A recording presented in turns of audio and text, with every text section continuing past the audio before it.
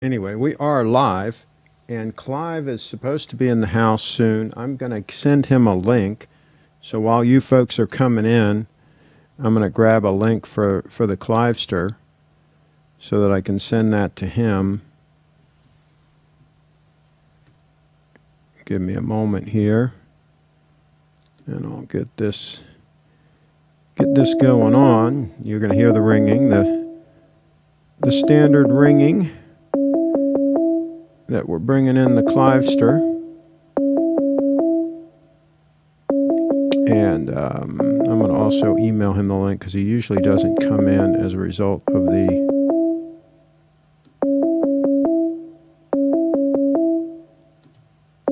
that call. I usually have to give him an engraved invitation, so I'm going to send him an email.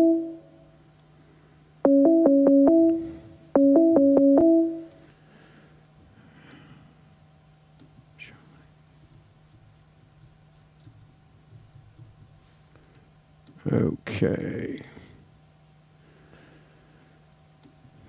And this time I'm going to try not to publicly display the URL of the Hangout.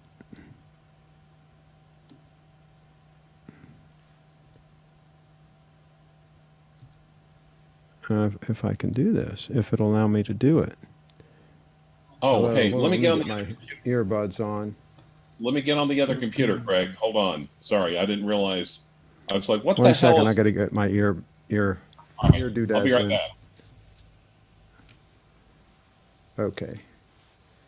So Clive was in, but then he bounced out. So we'll see if he comes back in or not. And see if I can get rid of this URL, and it's not letting me. That's not good. I'm going to have to figure out a way to hide that URL from the broadcast. Not sure if I'll be able to do that. I thought I could just delete it out. What's this? Connection is secure.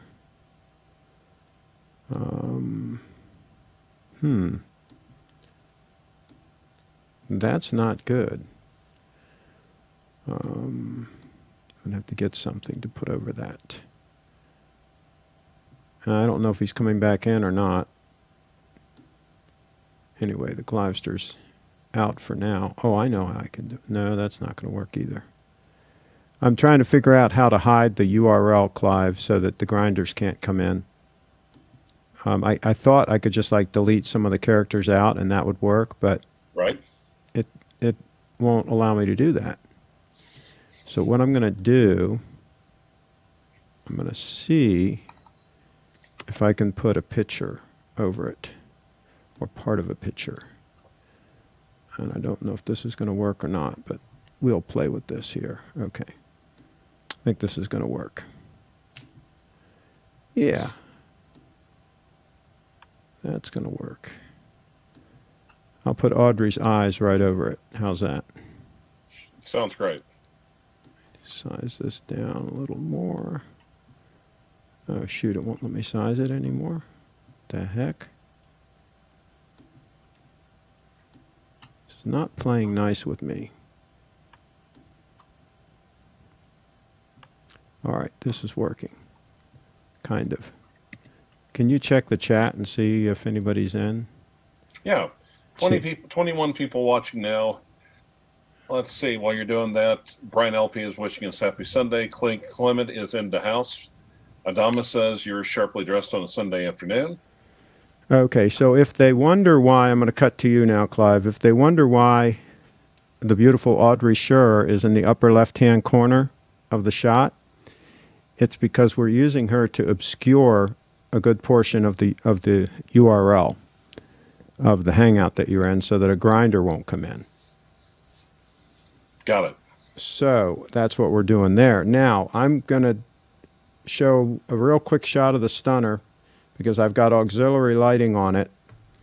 That's the side shot of the 18 karat gold stunner, so you can see the signed crown and the side shot, the profile there. I've got a flashlight literally just shot right on that. And then there's the downlink shot, the down shot. And you can see there, you can see like fine scratches on the bezel. And in real life, you don't even see those. They don't even show up. It's like a patina. And that's what happens with gold watches. They get these fine, like hairline scratches on them, pretty much all over them if you wear them. But in real life, they look absolutely stunning. Whereas steel, when it gets scratched up, not so much. It doesn't look quite as good, not quite as stunning as the gold stunners. So we're going to get right through the topic real quick so that we can get on to, do you have some watches to sell today, Clive? Just the ones I was showing last time, but we'll... Yeah. So we'll recap some of the watches that are for sale. We're trying to recoup. There you go. Trying to recoup. There you go. And yeah, live TV, live unscripted TV here, folks. So, and if anybody asks, yes, the picture in the upper left-hand left-hand corner is Clive's girlfriend. So don't ask about her. Don't try to hit on her because she's taken. And I'm trying to get in here to my videos so that I can keep an eye on the chat too. So anyway, here's the title, the link bait title. Has to do with some people have been asking me about Bitcoin recently because we have mentioned it on a few of the shows, and it is in a bear market. It's down, and so people have been asking me, should they pick some up? And the only time I advised somebody to buy was back in May or so of 2017 when it was like $1,200. I said it'd probably be a good time to pick up a couple of Bitcoin. And of course, then it went from there up to almost 20,000. So if people would have listened to me then, they would have been okay if they'd have dumped it anywhere along that run. But anyway, I'm not recommending that people buy at the levels now, $3,500, I think it's at right now. I still think it's going to pull back more. That said, if you miss the train, if it doesn't pull back more and it takes off again, and you have zero Bitcoin, then that might not be a good thing either. But I also don't recommend people buy any Bitcoin if they have any debt whatsoever, including their home. I think all debt should be paid off before you do risky investments or high dollar purchases such as a steel, titanium stunner here. So there's all that. Now, speaking of steel stunners, we're going to shift gears to steel stunners here for a second. And let's check out a wristwatch check on the Clivester. What do you have on your wrist? Let's see. The Rolex Redline Sea Dweller. There you go. A Rolex Redline Sea Dweller. And one of these days, we're going to have Clive get himself a really good webcam so that we can get really sharp look at these things. But that looks pretty stunning. Absolutely. And you said it wears okay on the wrist. Yeah, it really does. Okay, so really you're saying there's no real downside to wearing that on the wrist as opposed to just a regular sub. Correct. Now, is that case not quite as maxi case? They've taken the outside lugs and trimmed it, pushed them in a little bit. Yeah, it doesn't look as maxi case as a typical sub. Right. It looks better, I think. Yeah. Yep. Yeah, and so is that the trend? I mean, with this new Pepsi, they seem to have done that. Are they heading away from the nasty-looking, chunky, out of proportion, squared off, ugly lugs? Not that I would call them ugly or anything like that, but are they heading away from that? Yeah, I think what they're doing is, now keep in mind, Rolex, Archie Luxury is very greedy, Archie Luxury is very lazy, a little greedy, with an overwhelming sense of entitlement. Rolex, other than that, Rolex is very greedy and a little lazy, but also with an overwhelming sense of entitlement. Okay. So what they were trying to do is get the most wrist presence they could. Mm-hmm. And they thought, well, and they're trying to keep it at 40 millimeters, the bezels at first. Mm-hmm. They thought, well, if we make the cases bigger, that'll make the watch appear bigger and then give it more wrist presence. And that way we can still keep pumping out the same ceramic bezels that we've been making for a few years now. Yep. Now, I think a lot of people don't like the maxi case. And did some designer actually think that that was attractive? Well, it's funny. I actually had an attorney, Mark Kelly, from the Twin Cities, who smart guy, and he has a pre-ceramic and ceramic Rolexes. So he got this. He got his calipers out, mm-hmm. and he noticed when you compare the outside lugs. Hold it up. I can't see it in the shot. When you compare mm-hmm. the width of the outside lugs yep. to the bezel, the pre-ceramic, it was like a proportion, like 1 to 1.51. Okay. And that kind of corresponds with the golden mean or the golden ratio. Okay. And the golden ratio is used all over the place in art and architecture. Sure. It's like our brains are pre-wired to appreciate that. We see whether it's the Eiffel Tower or literally the original Starship Enterprise. Yeah. Similar ratios. Designers are smart. They know these things. And when they went maxi case, they gave up the ratio. To make the watch look bigger, they made the outside lugs bigger and the case bigger. So it was fat lugs and the lugs were almost as big as the bezel. Yeah. And I think a lot of people, they liked, there's a lot of good things going for it, but they don't like the overall aesthetics. And you don't have to know the ratio to know that it just doesn't look right. Exactly. And that's why I think a lot of people instinctively, early on, I was noticing a lot of people just instinctively, there's very strong divide between vintage and modern, mm-hmm. pre-ceramic and ceramic. And I think that probably has a lot to do with it. Oh, I'm sure. And I think people aren't even realizing. I don't think even Rolex realized it. That's amazing. But the newer models, and again, the Sea Dweller is not 40 millimeters; it's 43 millimeters. And that may have helped. That helped as well.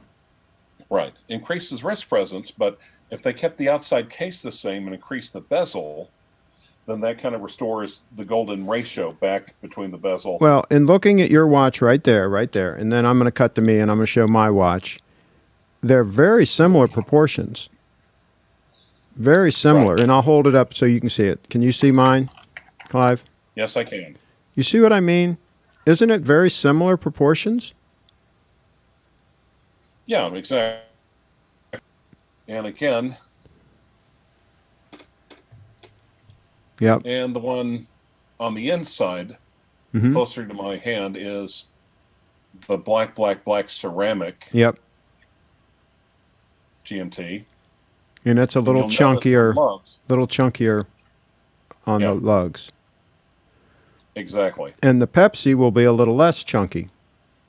Right, because Rolex, they never admit when they screw up. Mm-hmm. Again, like Archie Luxury. We dragged the poor Archie character into this. So they're tapering it back with the new models. So this one and the Deep Sea, both the black and the James Cameron, mm-hmm.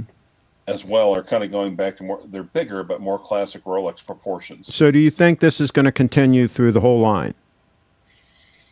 I think so, yeah. Okay. Well, there you hear. You heard it here first. Probably not, but anyway, there's the side view of the Grand Seiko Stunner in 18 karat gold. I shared another picture on some of the watch groups on Facebook, and it got a lot of likes. A lot of people aren't aware of that watch. They don't know, and I don't understand that they're always on eBay. There's always a couple of them for sale, so it's not like they're hard to find. They are kind of rare, but they are there for sale. Okay, so let's see here. Let's go through these comments real quick.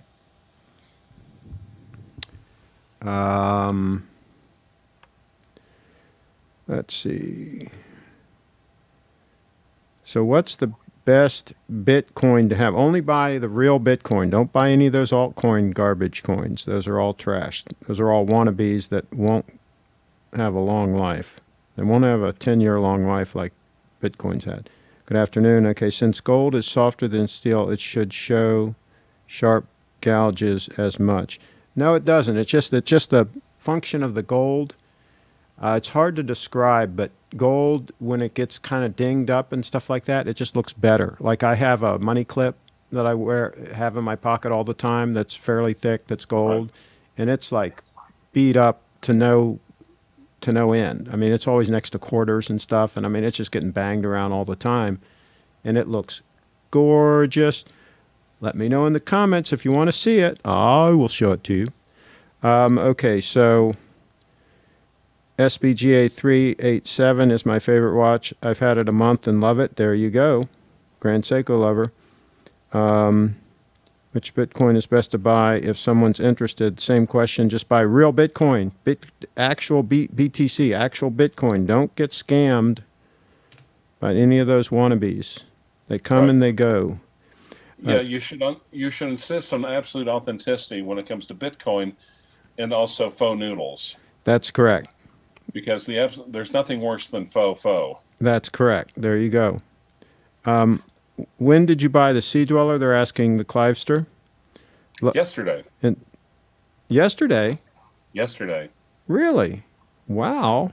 Well, I kept getting these phone calls like, who the hell's this number? I was having dinner. I was trying to make some time with this redheaded attorney I know. Her name is even Ginger. It's like her parents knew she was going to be redheaded. There you go. But, and so I finally got around, dropped her off, got around to checking my voicemail, and it was actually, I actually looked at this watch earlier in the week, and they said, well, there's someone that's spoken for it, but you're in line for the next one. And that's a new one? That's a new one. Brand new one. Wow. On the card. MSRP. Don't pay over MSRP for a freaking Rolex, people. Wait. But only the Clivester's got the style and class to pull that off, though. So it's not easy for the average Yamoke out there to pull that off. But they should try. They should aspire for greatness. Okay, love that watch, Clive. Clive, thought you would have flipped it by now. Not yet. He's got it on his wrist. There you go. Uh-oh. A vulgarity is about to hit my channel. Yes, was Craig correct when he said you bought the Batman, or did he mean the red line? Yeah, I misspoke. I think he's next in line on the Batman. I don't think he's actually got it yet. I think he's next in line, but should have it soon, correct? Maybe a couple of weeks, we'll see. Okay. But here's the other thing, though. I was thinking about that.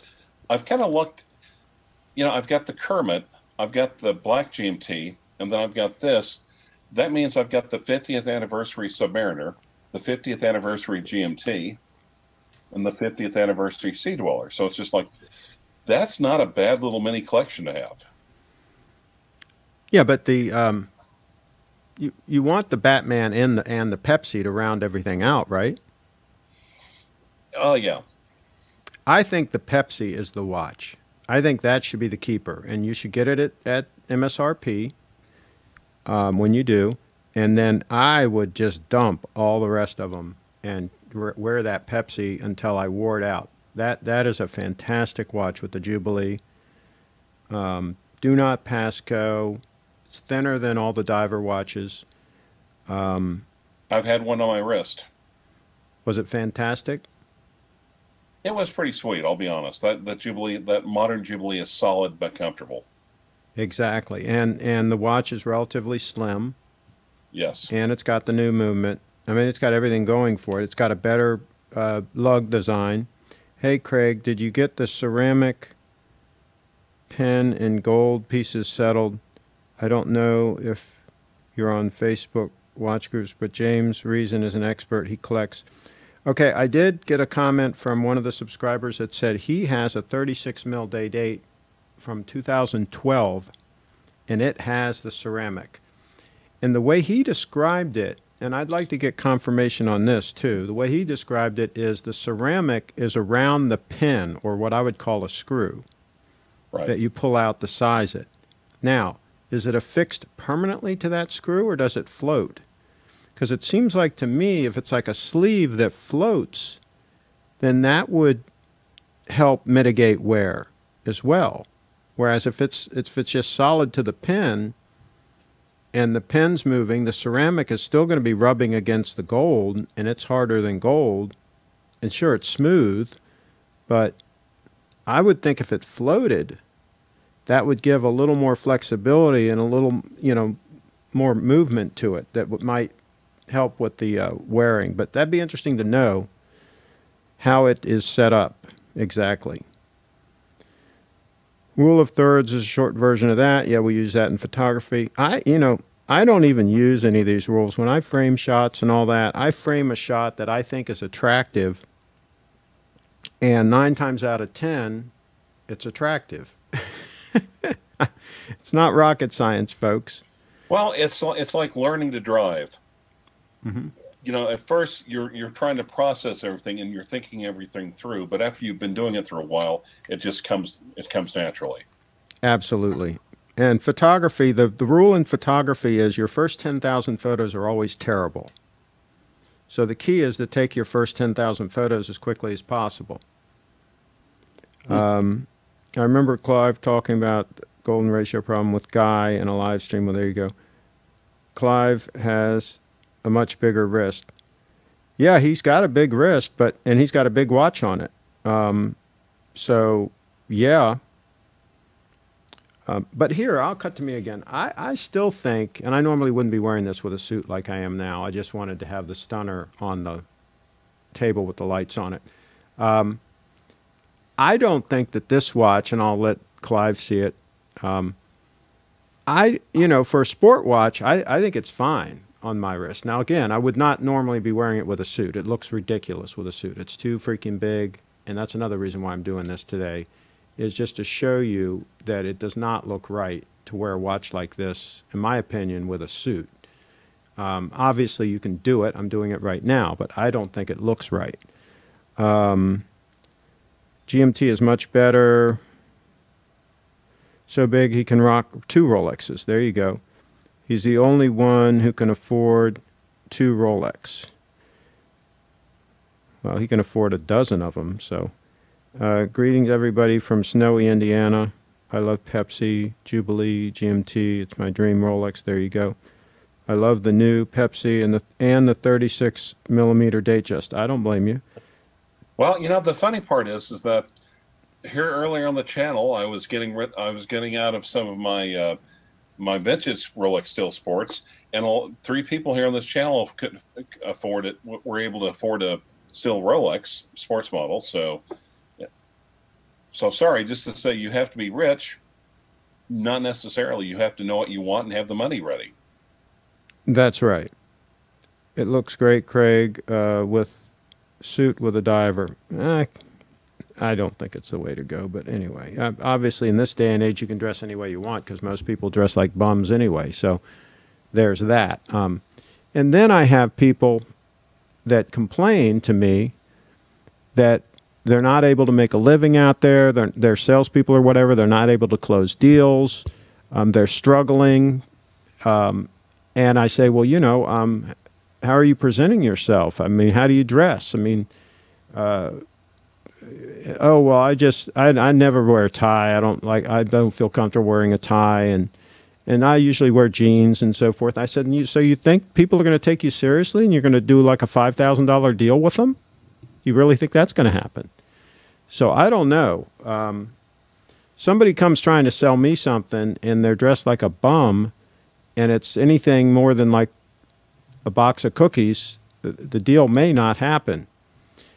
And they'll say, well, you're not supposed to judge people by how they're dressed and so on and so forth. Well, we're in the real world here.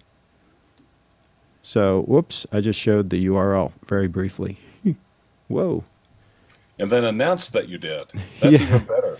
Yeah, well, if they're that quick, now they got to go back. They got to wind back in the live stream and then type it in.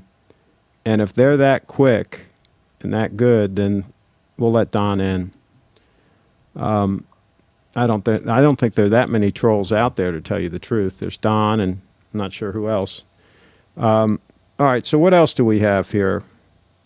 Brian LP. Personally, I find wearing an oversized diver with a suit by turning off at the Waldorf Astoria with a Hummer H1. That might be a good point.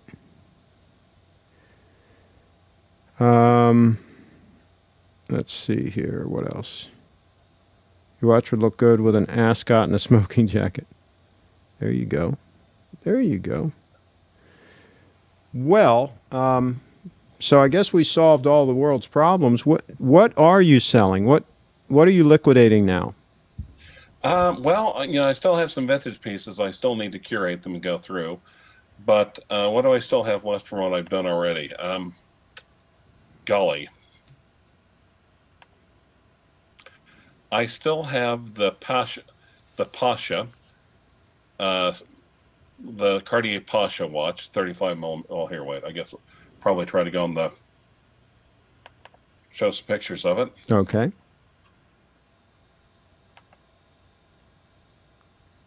While you're getting those ready, I'll give them the side shot of the top shot and the side shot of the 18 karat gold stunner. Okay. And there's the Cartier. Cartier Pasha. Mm-hmm. Automatic movement. 35 millimeters. There's the back. The Longines 5-star Admiral. Steel bezel. Mm-hmm. Lovely, lovely, lovely, legit patina. Longines bracelet. Longines clasp. The Sigma Calatrava in gold. I'm surprised that has not moved. That's all 18 karat gold, right? Yep. I'm surprised. And rose gold. And it runs good. Yep. It was just. It's even been serviced. It's a French FEF movement. Do you have the back picture? I've got the back picture. That's cool. And the thing is, though, and the Omega Cosmic. Yep. For those who like an integrated bracelet, there you go. Semi-integrated, but yeah. Seamaster Cosmic. Tool 9070. And the Bredix chronograph with Landeron movement. And the clear coat on the bracelet on the dial has patinaed. People, some people have been asking. I've got a lot of questions. Is that water damage? No, because if you really look, there's no damage to the writing or anything underneath it. That's all original. Mm-hmm. So that's just simply the clear coat changing color. Gotcha. And that's what I've got. All right. Well, there you go. And by the way, Steve has he took in trade on a Grand Seiko. He took a Submariner no date in trade, a 2017. So anybody that wants a Submariner no date, Steve at Little Treasury Jewelers has one that he took in on trade, and he'll be blowing that out. So if anybody wants a no date sub, talk to Steve, littletreasury.com. Say again? Complete kit, right? Complete kit, right? As far as I know, it's complete kit. Yep. And that's Steve at littletreasury.com. I think that's his email, or just go to the website, littletreasury.com, and contact him. And he usually moves those out pretty quick, those trade-ins. So if you want a no-date sub, I'd move on it. Yes. Brian LP's wanting to know, does the Cartier Pasha come with the free 1900s mustache and fez thrown in for free? Yes. And I'll also send you a complimentary, on CD, I'll send you a complimentary copy of Rock the Casbah. There you go. Chip Wong's in the house. Yeah. And they're talking football. Steve is a cool guy. He helped me, I guess you meant buy a Seiko SLA019. Yeah, he also carries a lot of kind of unusual, harder to find high-end Seiko units, not just Grand Seiko. So Jamie Smitty, $700 plus shipping on the Longines Admiral. And if you're interested in that, you can contact me at clivewatchwrangler@gmail.com. clivewatchwrangler@gmail.com. There you go, folks. And if you can't remember that, you send me an email. I'll forward it over to them. Or I've also included the URL on the. I got my SB. Okay, last year. Nice. So anything else or not? I'm just trying to think. So just to recap, as Clive says, don't pay over list for Rolexes. If everybody can get on the same page and stop doing that, we'll solve this problem. Yeah, and here's why. I mean, now this watch was introduced at Bezel World 2017, right? Mm-hmm. So this was the Pepsi of 2017, the new Sea Dweller, and a red line anniversary, the red Sea Dweller. Yep. And by the way, I'm entitled. Did you say that's the red Sea Dweller? What? Is that the red Sea Dweller you said? That is the red Sea Dweller.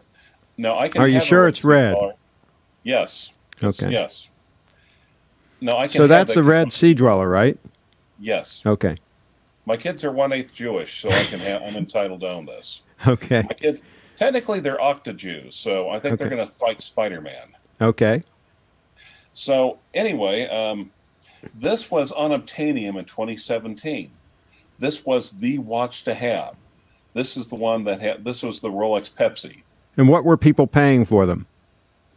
Way over. Well, like I said, it's over 11,000 is MSRP. Mm-hmm. 11,300, and paying in excess of that. Okay. But on the other hand, those who were patient and just got on lists and waited, mm-hmm. kept their money together, or maybe some people that while they were waiting got into Bitcoin and then cashed out a little bit. Yeah. They had a windfall. Yep, got a windfall. By the middle of 2018, these started becoming available. And what's the thickness of that watch? Do you know?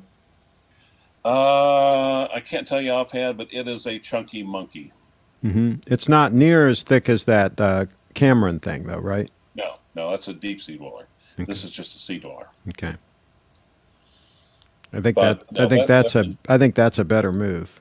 Yeah, that one is just a little bit too over the top.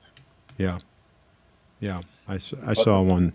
But what I'm saying is, if you want a Pepsi, don't be an idiot and pay like $16,000, $17,000, $18,000, $19,000. Just get on the list and wait. It might take a year. And if people start doing that, then all of a sudden these flippers won't have customers. Right. And so it'll stop, and then you'll be able to actually go into an AD and actually buy one, because the only reason you can't go into an AD and buy one right now is because the flippers are scarfing them up. Yeah, I spoke to someone with another watch channel, and he said that there's a reseller local to him, and this isn't one of the big guys, it's just an average watch reseller, and he said, I'm getting a Pepsi, and this, of course, it's Florida. I'm not going to say who the channel is, mm-hmm. but basically, reseller told him, I'm getting a Pepsi in every week. Somebody asked me if I would eat pizza on air. And here's the problem with that. This is the problem. They can't. It takes the delivery people an hour to get through security here, and by the time it got here, even if I did, order one, by the time it got here, it would be cold. I'd have to microwave it. I'd have to go through all those hassles, and it's just not worth it. So I usually don't have food that I like to eat hot delivered here, just because of all the stringent security measures. So what if they super chat you to eat a salad? That'd be the opposite of IC3, wouldn't it? Well, salad would get here; it'd be wilted. That's the problem there too. Okay. Really? Maybe really donuts, cool. maybe like honey dip donuts, but who delivers them? I don't think anybody delivers donuts, do they? Not that I can think of. No. I'd eat some donuts on air. So there's that. Somebody says 14.5 millimeters, and somebody else said 15 millimeters. So we can't get the straight answer on the width. 22 millimeter bracelet. Right? Your bracelet? Yep, it is pretty thick, but it handles it pretty well. This this bracelet on my titanium stunner is also 22 mils. 22 mils, and this is a 44 mil watch. And did you say that one's 44 or 43? 43. Yeah, so this is 44, so this is very similar in a lot of ways. This one just has, I think the lugs on this are a little shorter, a little more tapered down, and of course a lot more rounded because of all the hand work that goes into this watch, the incredible amount of precision and so forth that of course Rolex can't match. But that's a show for a whole nother day. Somebody says 14.8 millimeters. So we got a 14.5, a 14.8, and a 15. Hey, but how about his 16 mil? Jeez. Oh, boy. Nobody can get their stats straight around here. Nope. Okay, so I guess that's it. Is the SD43 thicker than a Sky Dweller? Well, the Sky Dweller's pretty thin, isn't it? Yeah. Hold on. Wow, maximum security for a celebrity. Well, I mean, we do take our security seriously around here. Let me pull it up on Houdinki and see what they have to say. I mean, when Steve came up here to do the live broadcast, I mean, he brought about $150,000 worth of watches in here. So, I mean, you know, we've got to have some security around here. We can't just be lax on that sort of thing. 43, okay. Oh, here's something that's interesting. Okay. And I don't think Rolex publishes those numbers, right? They don't publish the thicknesses of the watches. I prefer to think of it as the girth. Yeah, I don't think they do. And I know Grand Seiko doesn't. Because they've all gotten too thick. That's why they don't talk about it anymore. Tim does on all his reviews. He'll say, I guess he measures them.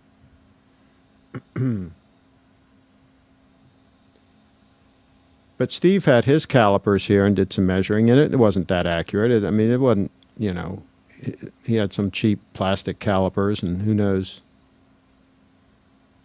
He wasn't scratching them because it was plastic, but he probably wasn't getting accurate measurements either. It's just not saying.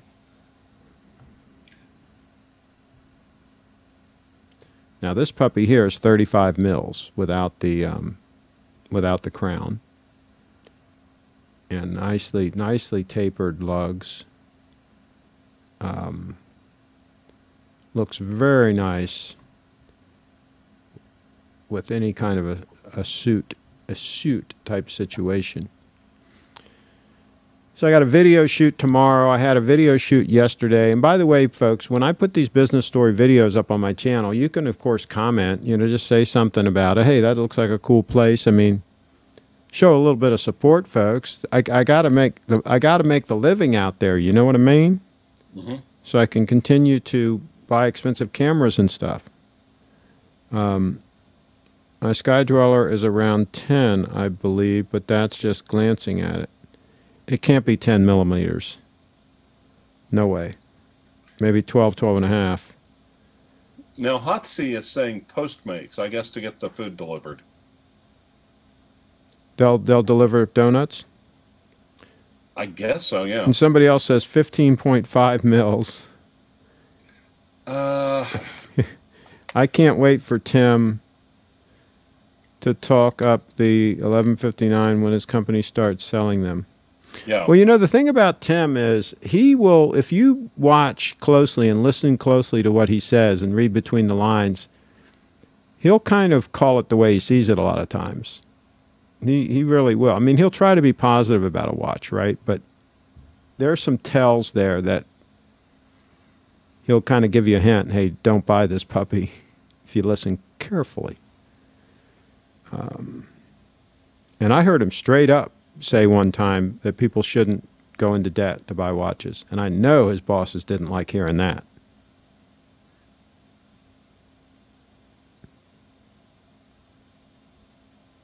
Steve doesn't like it when I say that. Because a lot of the watches he sells, people are going in debt to buy them. Probably half his sales. I texted James Reason. He said 2012, the platinum day dates had the ceramic, and then late 2012, the gold day dates had ceramic. Then in 2013-14, the ceramic pins made their way through all. I wonder if that means also the all gold Jubilee bracelets of the models, precious metals, 2015. I'm going through the Hideki article, but I swear to God, it's just like, it's almost as bad as legalese. It's just nonstop marketing speak. Gotcha. Talks about the electric lug size. And you would think one thing they would do is they'd have a little box with all the stats in it, you know, right there handy to see.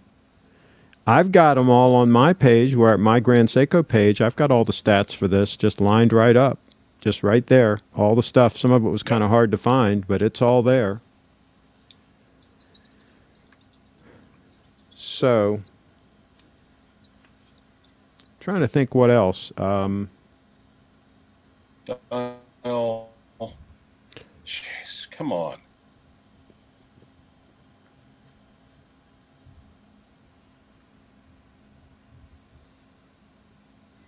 By the way, have you bought any Oxford suits back in the day? No, I have not. Okay. And what about Alden shoes? No, just Allen Edmonds so far. Okay. I think. Do you have an Alden? Do you have an Alden dealer around town somewhere? No, I don't think we do. It's Oklahoma, Craig. Gotcha. We don't even have an Omega dealer in the state. In this state. Yeah, but you've got a Rolex dealer.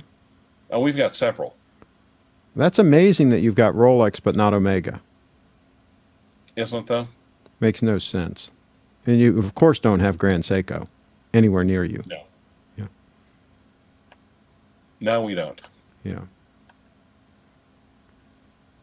So how far, it's a hike for you to get down to like a real big city, right? Is Dallas the closest? What's the closest big city? Probably Dallas. Yeah, it's like North Dallas, probably 3.5 hour drive. Yeah.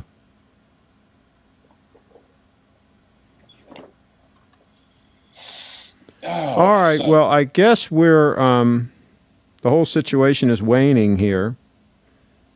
I wouldn't pay current pricing, Bud says. Daytona's growing on me. No, but yeah, I wouldn't pay. No, I wouldn't pay. Again, no, I'm sorry. I'm not going to pay $17,000 for a freaking Rolex with an MSRP of 13. Here goes Chip again with his ridiculous comments. The non-ceramic bezel is a scratch magnet. You know, I had those for years, folks. I didn't have any problem with the bezels. I wore GMT IIs. Well, guess what? Yeah, I don't know if they're scratch magnets, but you would just have your watchsmith pop out the insert, and they would get a new insert for like $20 or $25. Pop it in, good as new. Yeah, I never had to do it though. I mean, mine held up fine. And I don't understand this for people that actually wear and use their watches. I don't understand this thing about scratches. Oh my God, I got a scratch. You know, I mean, that's part of wearing and using a watch. They get scratches. I mean, I don't get it. And if it's a high-end watch, it's still going to look pretty good, all scratched and beat up. My buddy's red sub that I sold him, that's like 50 years old or whatever, it's all dinged up and stuff. I mean, parts of it have been polished too much, and I mean, it's been around and around, and then some, right? But it still looks stunning. Matter of fact, I think the more beat up they get, I think they really get really beat up. If it's a high-end watch to start with, I think they look really cool. I think it says, wow, I actually used this watch. I think that's cool. Like you said, you put on a beat up Submariner and you look like Papa Hemingway. You put on a GMT that's seen some wear and you're like Howard Hughes. Yeah, absolutely. And it's especially cool if you're the one that put the wear on it, like Jack Nicklaus, right? Exactly. In that interview they did with him. I mean, he's like been wearing it for like 40 or 50 years. That's really cool. Oh, cool. Any other plans? Are you working tomorrow or not? Who you talk to? Me? Who? It's you and me on the live podcast. So Oh, yes. I've got a video shoot tomorrow at the Little Gym, which is a sponsor of mine. And so I'm going to go there. They're having an open house where we'll shoot a little video and do some interviews. And hopefully some of the happy customers there will do a couple of little testimonials. And I'll get a free lunch out of it. Nice. I went to the event yesterday, and I got a free lunch out of that. So I like events that I can go to, get paid, and then get a free lunch. Eat. Yeah, that's a good event. Well, and like I said, we've got the Oklahoma Criminal Defense Lawyers Association, Oklahoma County Criminal Defense Lawyers Association. They have like very specific targeted CLEs for like an hour. They rent a room in the downtown library, which is right across from the Oklahoma County Courthouse, and they usually provide lunch. So you literally, just go across the street, get in the conference room, grab a hot dog or whatever, get like a CLE that's exactly tailored to our needs, and then lunch on top of it, and then go back in plenty of time for the 1:30 hearings. And whoever thought of that deserves the Nobel Prize and $1 million. There you go. Yeah. So instead of talking about scratches, oyster bracelet on the sky is a scratch magnet. I've had it. See, yeah, I think those ones with the polished center links, the oyster bracelets with the polished center links, yeah, I think that's a recipe for disaster. Now, again, if it's an all gold watch and it gets all beat up and all, that's going to look kind of cool. But it's going to take it a while to get to that point where it's like covered with a nice patina. The first few scratches you get are going to really show up, right? But that was a boneheaded move to do the bracelets like that in the first place, I think. No reason to do that. And just like the Day-Date, you know how the newer ones, they've got the whole lug is polished, the whole thing? Whereas the 18238, it had the brushed part on the top. That was much nicer with the polished and the brushed. Right. Why they can't just, and when they've got something right, why they can't just leave it alone. They did that for years. That was their recipe for success. They did that for years. Now they feel like they got to screw some stuff up here and there. Well, yeah. And I've said this before. I mean, I know I've mentioned this a couple of times, but before too long, like I said, my 2017 was the unobtainium of, my Sea Dweller 43 is the unobtainium of 2017. Mm-hmm. Before too long, like I said, 2019, Rolex is going to have something new out. Mm-hmm. And people are going to start forgetting about the Pepsi. They're going to start shifting toward the brand new. Especially if the brand new thing is a stunner. Right. See, the Pepsi, I really think one of the reasons why the Pepsi is so popular right now is it really is a stunner. They got it right with that watch. Well, it really is. And the Pepsi was a perennial favorite when it was discontinued back in 2007. Mm-hmm. Yeah. So it's not like it never completely went away or demand for it completely went away. They were still selling them until the end. But on the other hand, when they start going towards the brand new object, it might be this time in 2019. Yeah, let's say for example they come out with a new Submariner, right? With the lugs fixed and the new movement, right? The Pepsi movement, and let's be real. Except the Pepsi movement is a GMT. Well, but I mean the updated, the longer power reserve, all that stuff, right? The new sub right now does not have that, right? You mean like this one? Yeah. Yeah. But the 70-hour power reserve, improve this, improve that. Exactly. Yeah. And if they're bold enough, let's get real wishful here, to make it even a little thinner. Because one thing I didn't like is when a guy compared the two, he compared the Pepsi to his sub, and you could notice that noticeable bulge on the back of the sub, how much thicker it was. A couple of mils, right? I mean, it was noticeably thicker. If they could, I don't tend to notice bulges that much. Maybe because I'm not really looking for them. If they could, hey, but if you are, that's all, there's nothing wrong with that. If they could, nothing wrong with that. If they could trim that down just a little bit, trim it down and firm it up just a little.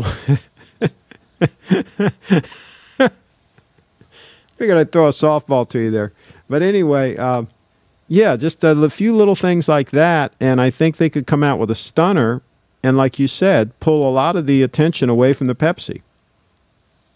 But they got to come out with a stunner, because the Pepsi is all that, in my opinion. I've totally reversed my position on steel Rolex sport watches with that watch. I think they're going to quietly drop either the Batman or the Black this year at Baselworld. And I personally think it's going to be the Black. Mm-hmm. Number one, oldest movement. Number two, it's the Black is the 50th anniversary GMT, and they've already had that thing going for like 7 or 8 years. They've milked it. They have milked it worse than AC3 with a ladyboy's prostate. That is how hard they've milked it. Okay. And that's a hard milking. It is a very hard milking. And also, it's the least popular of the GMTs. Mm-hmm. You know, right now, let's be honest, as nice as the Black is, it's the one you settle for. Yeah, but I'll tell you, I wore one for years, and I really enjoyed it. I also had a red and black, but the black I had the Jubilee bracelet, and I really enjoyed that watch. I can tell you right now that the Jubilee bracelet on a GMT is the way to go, in my opinion. Absolutely. Well, I found out my pre-ceramic was a error dial, so I'm going to end up just paying 22 grand for an unworn Daytona. I have to have it. Oh my gosh! I hope he's trolling. I hope he's trolling. For 22 grand, he could get a gold stunner. He could get an all gold. I mean, jumping up and down, mint condition GMT with a Jubilee bracelet, an all gold pre-ceramic. Right. For less than that. For probably 4 grand, 5 grand less than that. And he'd have a GMT and all gold with a Jubilee. Which is 10 times more interesting than that Daytona. Serena Williams has bigger wrists than 80% of the people in this chat room. And the point is... the point is, you don't piss off Serena Williams. That would not be a good move. No, yeah, that would not be a good move at all. No. There are big rumors that Batman is discontinued and we're getting another new steel GMT, maybe LN with 3285 or Coke. Serena is bigger than all men in this room. Oh well. Yeah. Well, no, it's too soon. That would diminish from the Pepsi. That would kill that would really steal the Pepsi's fire. Rolex they're not like Omega where they introduce something and then change it the next year. Milk, again like AC3. Mm-hmm. But here's the problem with all of this, is I've given a lot of thought to this situation, and I don't know if I can go back to Rolex. I really don't. I'm so spoiled with this watch, with the accuracy of it, and I'll show it to you too. The accuracy of it, the comfort on wrist, the look, the functionality of the bracelet. I'm so happy with this watch that I can't move away from this to a Rolex sport watch. And then the problem with buying a day date is same problem. I'm not going to have the accuracy. If I switch to the stunner, you see the stunner there is spot on accurate. It's a great dress watch. It's very slim, very compact, very easy to wear as a dress watch, more so than either of the day date models, either the 36 or the 40. So I don't really feel like if I'm spending a ton of money, I don't feel like I'm making any forward progress with my use case. Everybody's use case is different. But with my use case, I don't feel like I'm making any forward progress. I really like the new day dates somewhat, but I don't think I'm going to do it. Let me know if you can hear something, okay? Are you ready? Mm-hmm. Yes. Can hear jingling. That's actually a squeak. I've got the Mark Goldberg Sea Dweller 43 bracelet squeak. Yeah. Rolex. Hear the quality. Yeah. Okay, so here's mine. Okay, you ready for this? Yeah. I don't hear any quality from yours. You don't hear it? The quality.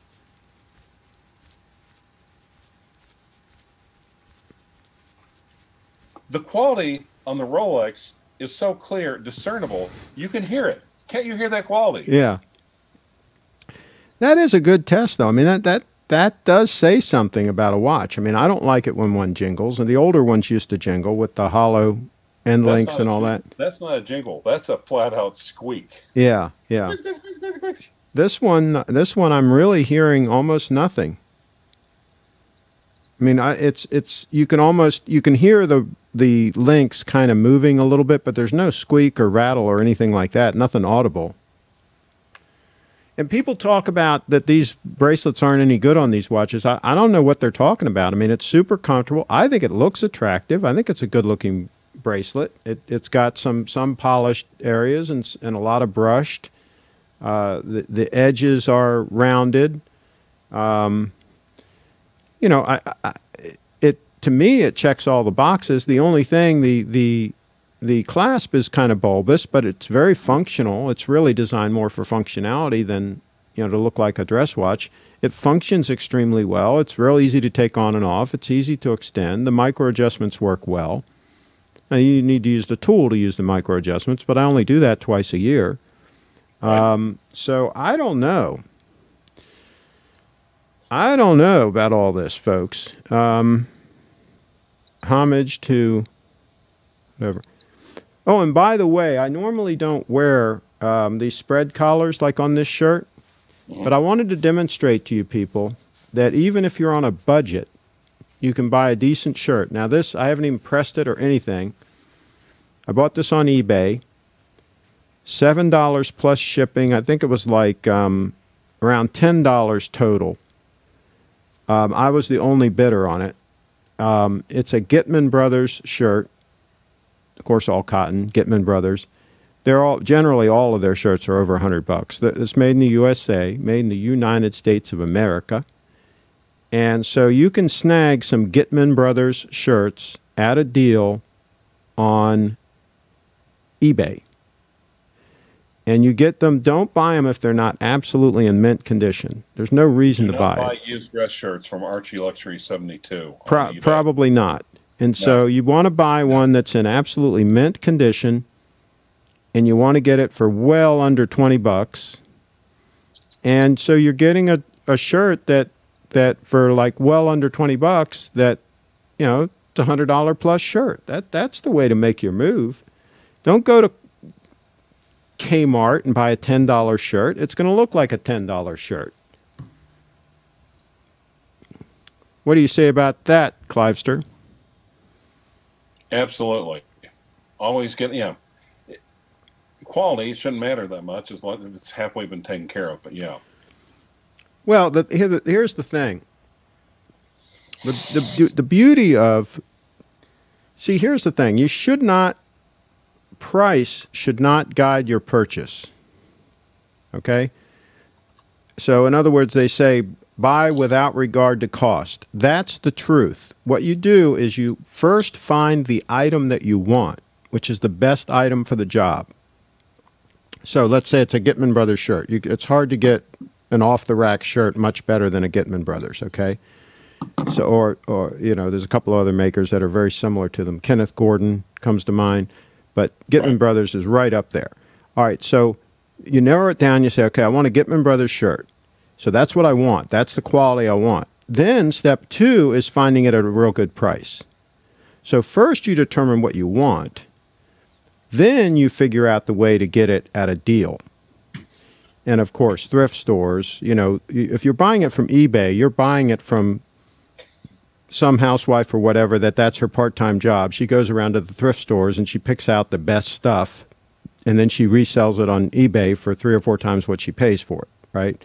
So you're basically paying a picker, right, for getting the stuff.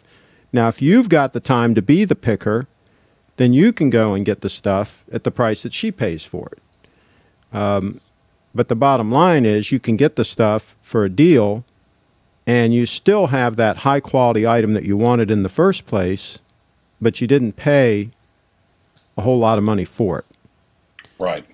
And like Clive does with watches, where he's patient, and he waits, and he wrangles that watch. That's why he's the watch wrangler.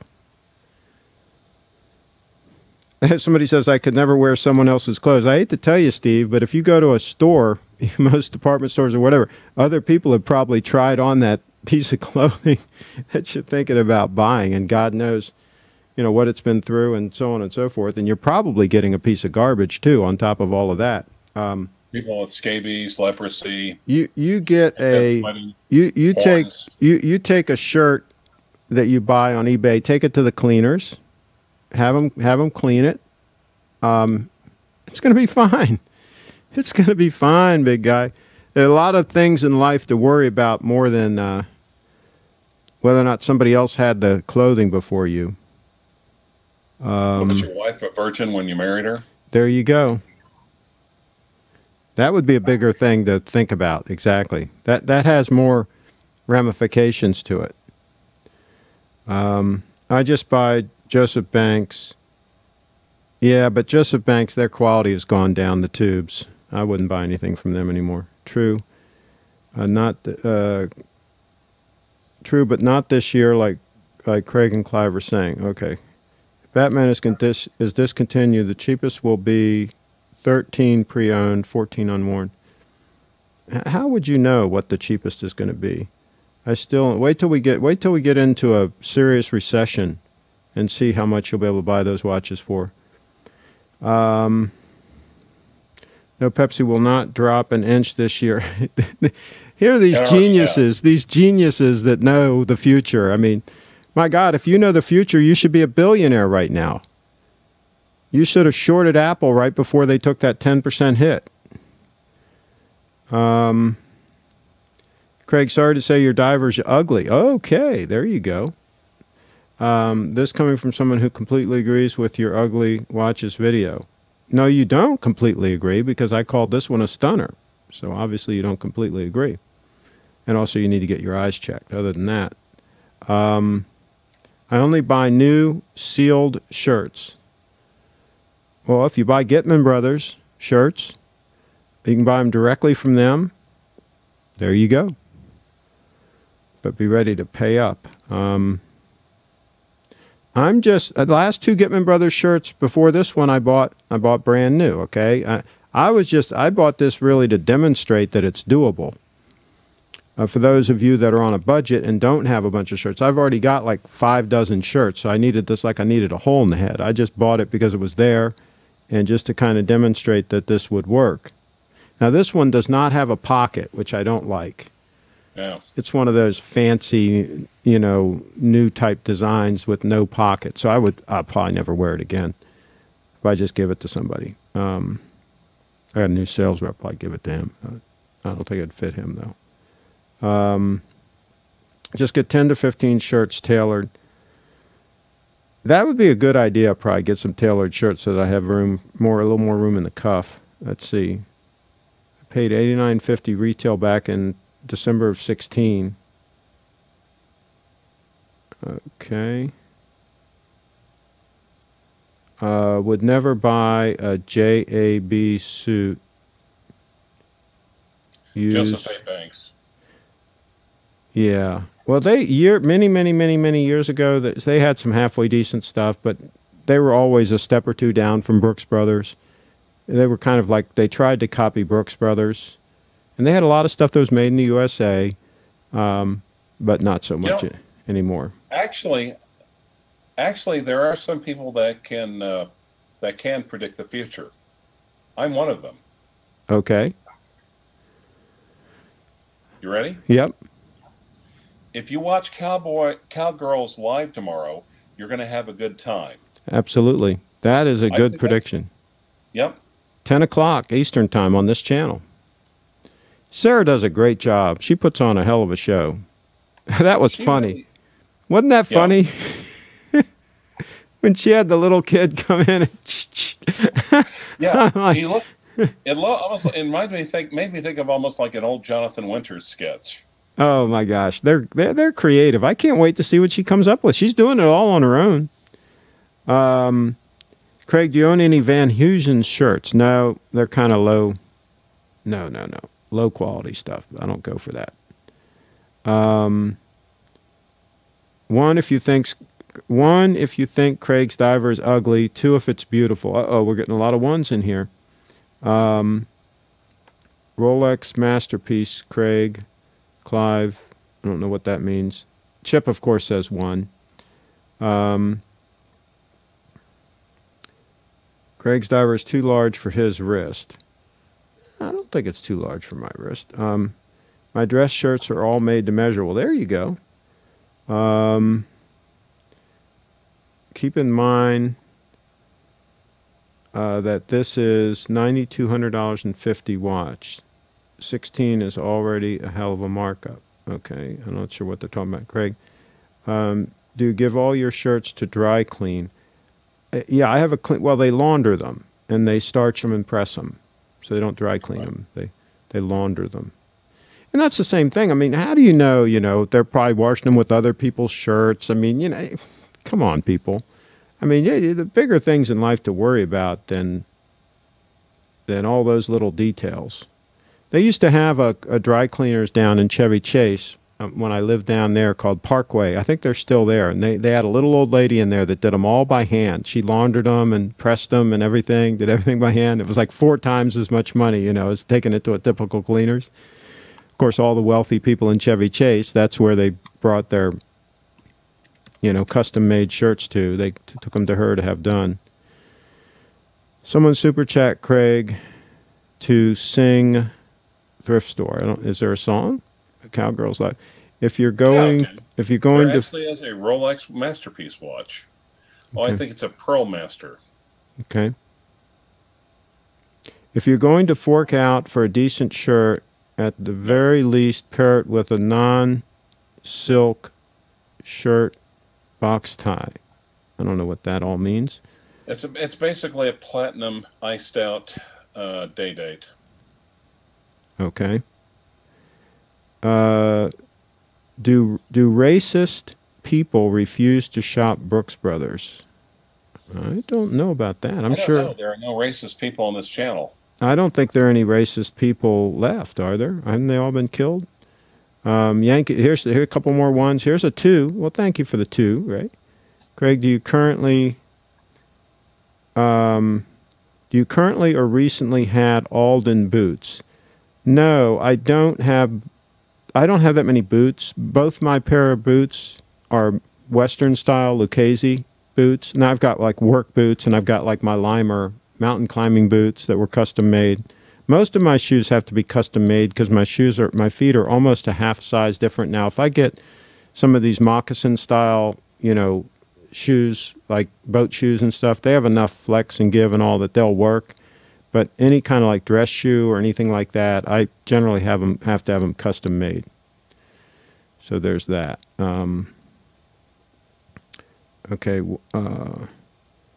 What's his diver retail for? Are you talking about mine? I think it's $7,100 now. You can get great Italian shirts from Century 21, Valino for $50 a pop. No, you can't. Trust me, you can't get a decent shirt for $50 anymore. You got to pay well over $100 for anything decent. You're being misled, puppy. Have you guys not seen the 60K Rolex Masterpiece watch? Sure what that is. We're showing, looks like it's a platinum day date that's iced out. Okay. Good afternoon, gentlemen. Appreciate the passion, but the Saints are on FY. Okay, good. Like buying crappy watches. Craig's, what's your opinion on Aldo dress shoes? You mean Alden? They're good.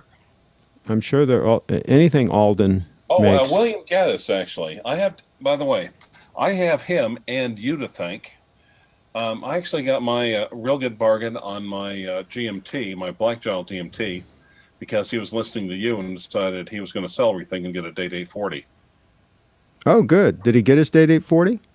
I don't know if he has yet, but he sold me his GMT black ceramic, and he also sold his really, really lovely Datejust 41 with a steel Jubilee bracelet, smooth bezel, and a blue face. Okay. Bill Time says, I shop Brooks Brothers and will no matter what.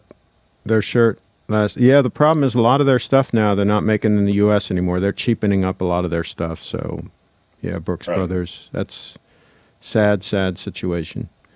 Fortunately, I have enough to last me the rest of my life, so I don't have to buy any more stuff. And I don't have to worry about stuff that's no longer made in the USA. I think Oxford, they still make their stuff in the U.S. I'm not 100% sure on that, but I think they do up in Chicago. But the makers in the U.S. are rapidly disappearing. Let's see. Both watches, the GS Diver and the 43 mil Sea Dweller, are awesome watches. Well, there you go. Terry's an intelligent individual. How many pairs of shoes does the average man need? That's a good question. I have way more than I need. It's insane how many I have. First of all, I started doing the reviews of the shoes, and some of the companies sent me samples. And so I got probably 10 pairs for free, of which probably at least 6 of those I still have because they were high-end. The rest, any lower-end stuff I give away. Like the shoe I did the review on today, that hiking boot is like $50. I mean, I'm just going to give that away. I'm not going to keep them. But I've got way more shoes than I'll ever be able to wear out for the rest of my life. Buy a 36 mil platinum ice blue dial day-date used on eBay for less than 30 grand. Well, there you go. No, it's Aldo. Yeah, I don't know Aldo then.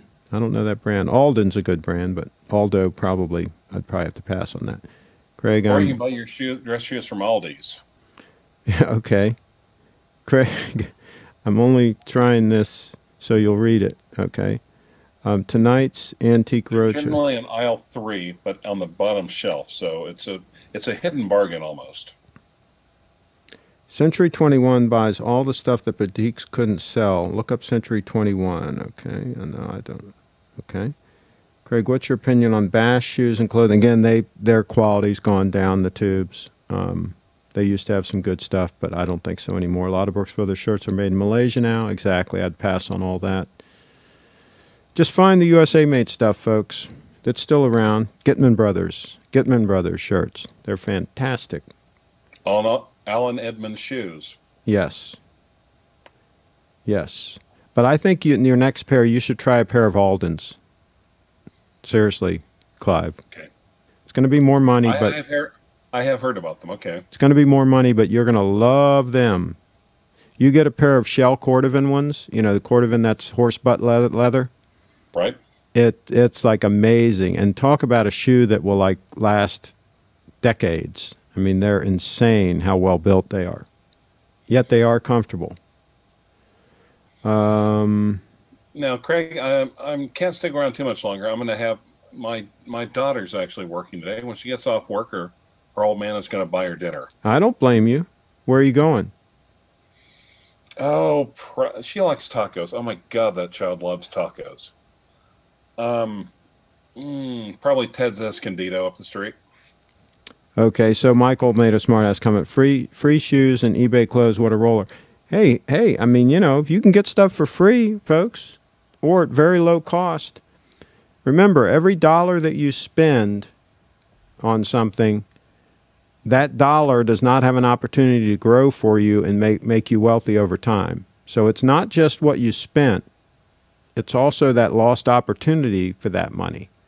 You spend $100 on something today, that $100 could be worth, $1,000, 30 years from now. So you just spent $1,000.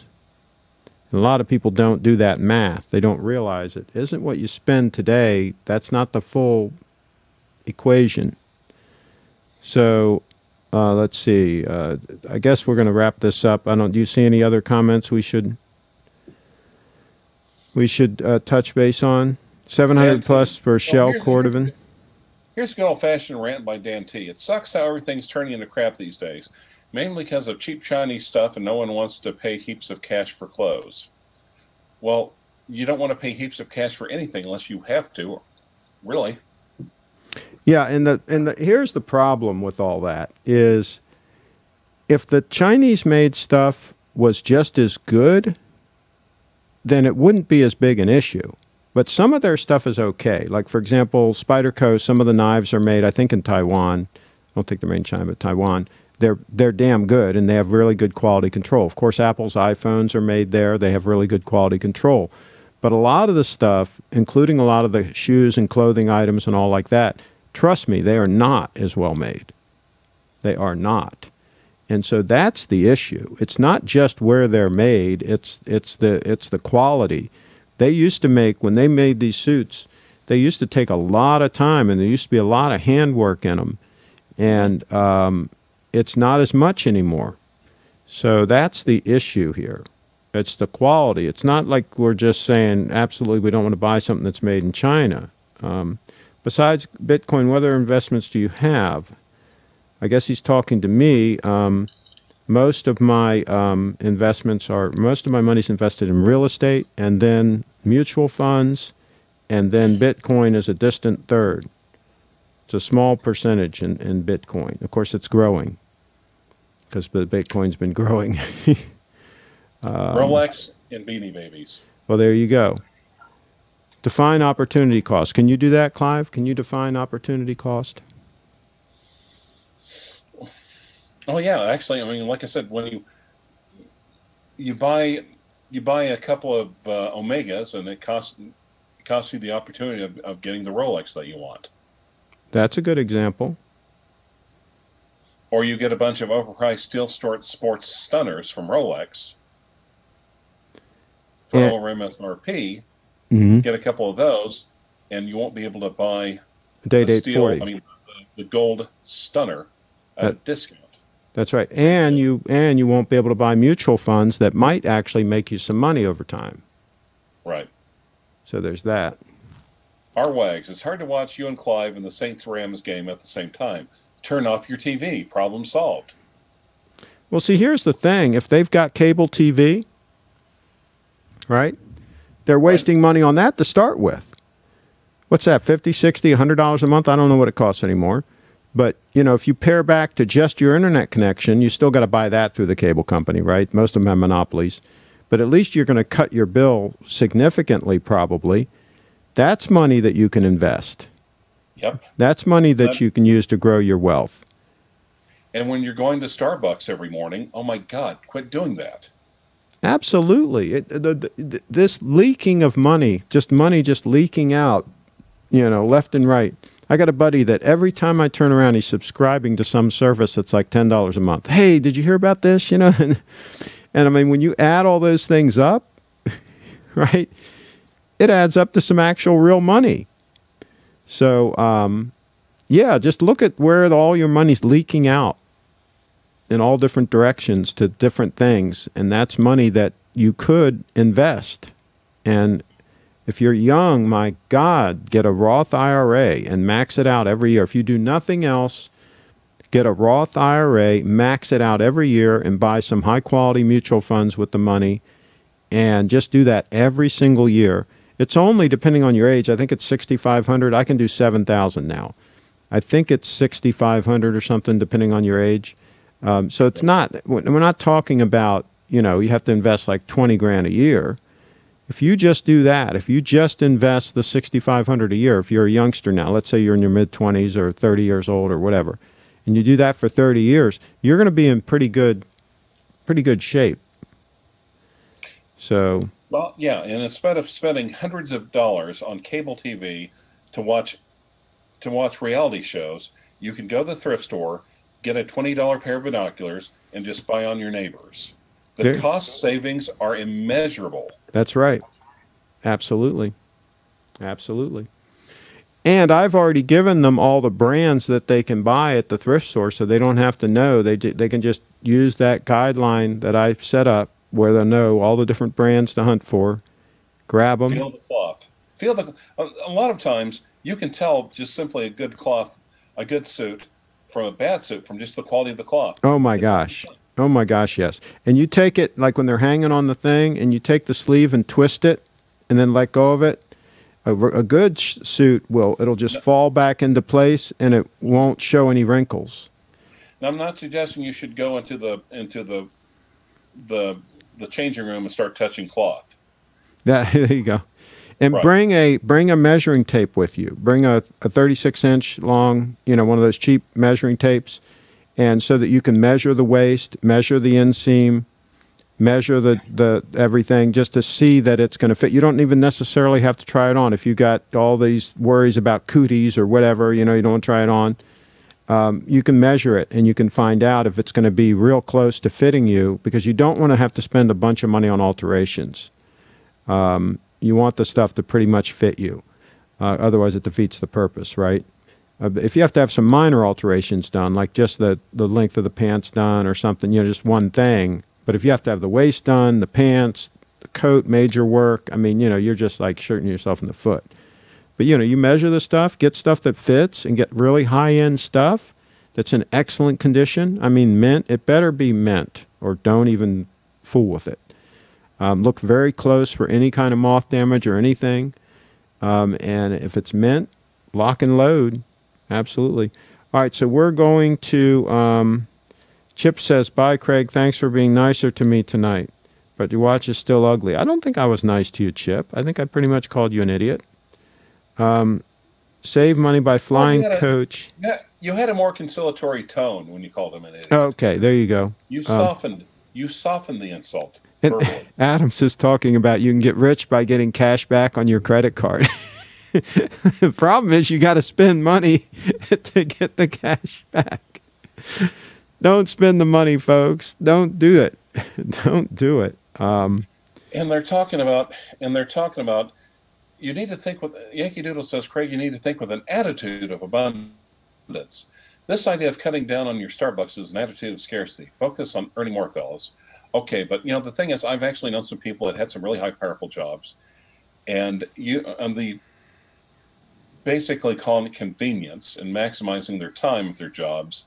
They would spend money recklessly, right and left, because it gave them more time.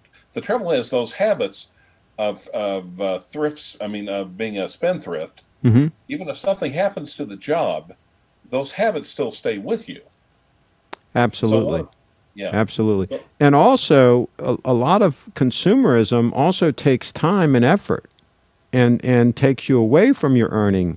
From your ability to earn, if they're distractions. So you can take an hour. You can take an hour every day, and you can walk down to the corner store, stand in line, buy a $10 or $15 or $20 lunch, or you could take a sandwich to work, eat a sandwich at your desk, and spend an extra hour working. Absolutely, absolutely. There, Clivester's telling you guys how to do it. How to get wealthy. You're hearing from a guy who owns multiple brand new Rolexes. Obviously, he's not hurting. He's giving you advice. I would follow it. Okay, so... My parents were depression babies. Only a moron thinks high-end equals quality and or stylish. No, no. When I talk about high-end, I'm talking about the quality of the construction, the how it feels, the comfort, how many years it's going to last. This is what I look for if we're talking about clothing still, and shoes and boots and all these kinds of things. I'm looking for stuff that will be comfortable, will serve the purpose, A. B, do so for as long as possible. And C, of course, they're going to look good. And people are talking about, it's not, who's talking about an attitude of scarcity? Number one, literally, I have I have a really, really good coffee grinder. I actually found a place not too far from the courthouse where I can get freshly roasted, not just freshly ground, but freshly roasted coffee. I grind it myself. I have a really great coffee maker, and it's an Oxawan 9, so it simulates pour-over coffee. So I have Starbucks every morning when I wake up. Starbucks is waiting for me. I don't have to get up, go online, stand in line, and pay $3 for a great cup of coffee. Well, there you go. And you could do like me and just not even drink coffee, and then you're even further ahead. Okay, so Bill Time says, and we're going to end it with this one, I try not to buy anything at retail, and anything I purchase must be of high quality. I don't blame you. Bitcoin is much too late for most. We starting mining ago. I guess he says he started mining Bitcoin a long time ago. I guess that's what he's trying to say. But, okay, here's the thing. Bitcoin is much too late for most. Okay, so here's the thing. Obviously, it would have been better to have bought Bitcoin a couple years ago. I mean, who would debate that, right? But here's the thing. Bitcoin could still fail and could go to zero. I don't see how that's going to happen, but it's still a possibility, I guess. But what happens if it goes to 50,000 a coin or 100,000 a coin? Aren't you going to say to yourself, well, damn, $3,500 was a hell of a buy? So it's all relative. Obviously, it would have been better to have bought Apple stock at the very beginning when they first went public, right, and held it until now, right? You'd be doing great. But we can't go back in time. We're not time travelers. So the question is Bitcoin going to succeed? And if it does, do you want to have at least one? That should be what you should be thinking about. Not it's too late, I should have bought it before, or whatever. You can always say that about anything. I should have bought it before. You know, and people that bought it last fall, I mean, not last fall, but in the fall of, late fall of 2017 and paid way too much for it, let's say $15,000, $20,000, and they're selling it now at a huge loss, that's probably not very smart. Oh, wait a minute. Sorry, I'm getting a message on Facebook Messenger from James Reason. Okay, hold on. Let's see. Brown bag lunch and eat at desk. Are you guys discussing ceramic pins on the day desk still? A buddy just texted me questions. A buddy was just asking questions about it, and James actually was saying, "Hey, if you basically saying he's been keeping up with the show and saying I've got a couple of offering to hook me up with an AD if I want to go that route." Which we'll see how those steel sports stunners sell. There you go.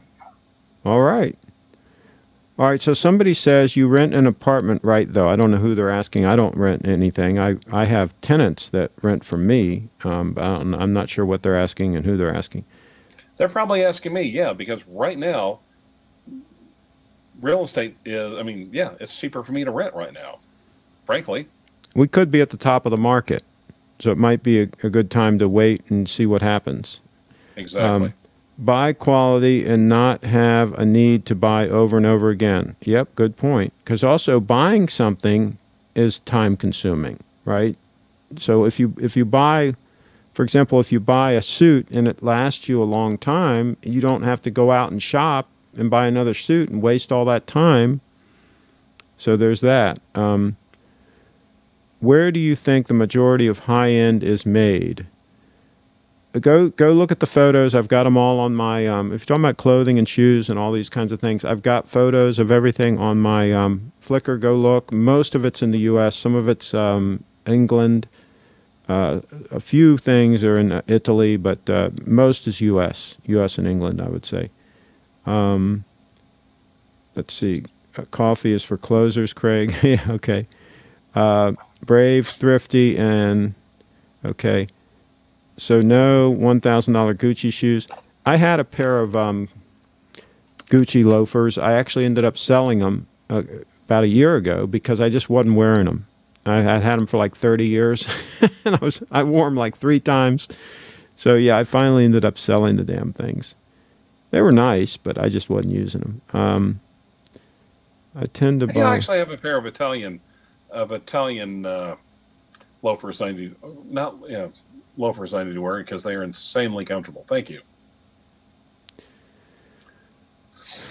I don't know what he's saying. I tend to buy quality instead of quality with clothes. I don't know what he means. I'll pay $300 to $400 for a quality sweater that will last instead of buying 5 cheap ones. Okay, good move. But it'd be nice if you could get that $300 to $400 sweater for like $10, right? That'd be even better.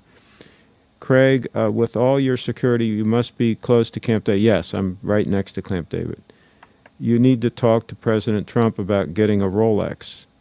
I don't know about that. Probably has one. Let's see. Somebody says Trump has a gold date 8. He doesn't wear it much, though, but he has it. Yeah, that makes sense. You know, he actually had a president years ago, so... Yeah, spend your money on travel and synthesizers. I don't know what he means by synth. With BTC, you got to buy a ticket to be in it. That's a good point. I purchase bank foreclosure, I renovate them and rent them out. And so that's a good move. It's a good move. If you can do it, if you can pull it off. I did buy one foreclosure, the Durwood estate down in Montgomery County. That was a foreclosure that they needed cash to settle the deal quickly. And fortunately, I had the cash available, so we got a house for... Because you live simply. Yeah, we got a house for about $650,000 that at the time was worth about $1.2 million, and now it's worth about $2.8 million. It's on 2 acres in the heart of Montgomery County, right near the last metro stop, and it's literally walking distance from the metro, but we've got 2 acres of ground, and we're right across from the country club. And it's just far enough from the metro that you can't hear it. You can't hear anything. So it's a perfect location. Let's see here. And real estate in Montgomery County has gone totally crazy. Nuts. BTC is going to succeed, but it's going to be at least another year before things start looking bullish. Well, I think I can wait a year. Talk about people want instant gratification. I want it to happen next month. Jeez. I buy value. I don't see spending $7,000 on a GS Diver's value. Well, you should examine one. They're fantastic. By the way, you can get it for less. Get a discount, man. Also, something else you should be examining tomorrow night is Cowgirls Live. At 10 o'clock USA Eastern Time. Have you read the BTC white paper, Craig? Yes, I have. The guy that invented BTC, whoever that was, we don't really know who it was, but he just has to be a freaking genius. I mean, this guy was just amazing. And he was amazing with his timing of the whole thing. This is a once-in-a-lifetime, actually once in several lifetimes thing that's happening. It could actually be bigger than the internet itself, if you think about it. So there's all that. Rolex, you get back money. You don't know if GS, you get back money. Again, if you have to worry about the value of your watch that you buy, you probably can't afford it. Not all your money, obviously, but some return. Again, if you got to worry about all that, you shouldn't be buying the watch in the first place. You cannot afford it. Renting or buying doesn't matter as long as you can afford it, whatever that means. Speaking of loafers, where's Don? Trump plus Milgrau's blue-faced. Okay. Buy, don't rent, guys. Well, sometimes renting is okay. It depends on the situation. Yeah, it depends. Let's see. Anyone have a boner for the new Omega SM300? I now own my business space and rented for 14 years. I've made that back by owning for 3 years. There you go. Craig, sell that house, but a bucket of load, Rolex, Patek, and even a few Lange. No, sorry. No, because the government continues to grow, and real estate down there in Montgomery County is continuing to just pump, pump, pump. It's like an oil well. It just keeps pumping. But if you want to the taxes are insane. Brian LP, if you want to stay healthy and save money, cook your own meals. You'll know what goes into your body. Absolutely, I do. You'll also know what goes out of your body. But then again, I do eat at some parties and stuff like that where I don't know. So I don't always cook my own. And if I do eat at a party or something like that, it's always, of course, free. So there's all that. Well, my first sponsor was a millionaire. One of the things he always said was Clyde never turned down free food. That's right. You're wrong about thinking about the value of your watch means you shouldn't buy it or can't afford it. Actually, I'm right, Yankee Doodle. If you worry about the cost of your watch, the cost of your shoes, the cost of your suit, the cost of any of these consumables, any of these whatever you want to call them, depreciating items or expenses or whatever, if it's affecting your life by buying a watch, right? Negatively. If it's affecting your finances negatively because you're buying a watch, in other words, you have to stretch to buy that watch, it is probably not a good move to do it. That's why I recommend don't spend more than a week's salary on a watch. Then it's not going to bother you one way or the other. Okay? These people that are spending like a year's salary on a watch, I mean, it's just totally insane. What channel is Cowgirls Live on? On this very network, on this channel right here, 10 o'clock. You will love it. That is why I cook my own crack too. That's the most asinine statement. I don't know what statement he's talking about. Okay. Craig, what's your view of other Seiko watches besides GS? They make some good stuff. I had the SBDC 007. I have a review on my channel. It's called the Shogun, the SBDC 007. Fantastic watch. Highly recommend it. You can get them for around $800 all day long, brand new. Craig, what's your view? Okay, I already answered that. I think you should consider your watch's value. Why not be smart about it? But you don't get it. If you don't get it, you don't get it. If you don't understand what I'm trying to say here, then you just don't get it. Let's see. That's different. The only reason you should worry about the resale value of your watch is if you don't know what you really want, you have buyer's remorse, and you want to get out of it. Then you shouldn't have bought the watch. You should be very careful, measure 7 times and cut once, especially if you're buying something expensive. We've all done it. We've all bought something and then regretted it or not wanted it. That's why you should really think it through and be careful and buy something that you're actually going to really enjoy, and especially for that kind of money, get what you really want. And don't buy what some YouTube guru tells you to buy, like some ugly, what are those Nautiluses and all those things, all those ugly watches that everybody wants. Don't buy any of that ugly stuff. Buy a decent watch and enjoy it. Don't listen to those yamokes. They don't know what the hell they're talking about. The watch is for you on your wrist. Now, if you're collecting watches because you think you're going to make money or whatever, or because they make you feel good, I think that's, I don't know what the deal is with all that. I wouldn't recommend any of that. Okay, Craig, I'm going to have to... We're going to go... Yeah, we're going to wrap it up. Anything else before we go? No, Clive? Just a reminder to watch Cowgirls Live tomorrow night at 10 p.m. Tomorrow night at 10? Or This show was sponsored by Cowgirls Live. Right. All right. Thanks for having me on, sir. Thank you. And I'm going to wrap this little broadcast. Thank you, everybody, for tuning in. I'm completing this event.